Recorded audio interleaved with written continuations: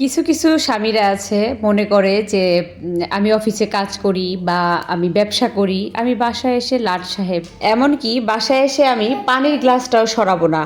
তো বউ আছে, বউ বাচ্চা সামলাবে, ঘর মুছবে, ঘর ঝাড় দিবে, কাপড় ধুবে, রান্না করবে, ঘর বাড়ি ক্লিন করা, এগুলো ভাই মেয়েদের কাজ। এগুলো আমার দ্বারা সম্ভব না, আমি এগুলো পারবো না। এই হাজবেন্ডগুলো হচ্ছে বেশি খারাপ। তোমার খাবার তুমি রান্না করতে পারবা না, এটা কিন্তু গর্বের কিছু না। এরা হচ্ছে একদম ছাগল।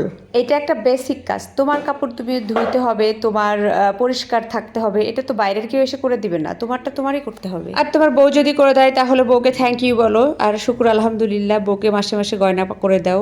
এগুলো হলো নির্লজ্জ পুরুষ যারা বলে যে বাইরের কাজ পুরুষের আর ঘরের কাজ মহিলাদের। নৈতিকতা ডিসিশন দুটোকে কিন্তু মেলানো যাবে না। কাজ করলে কেউ ছোট হয় না ভাই, বরং কাজ করলে সম্মানটা বাড়ে। আর কাজের মধ্যেও ছেলের কাজ মেয়ের কাজ এটা কোনো আলাদা নাই, সবই এক।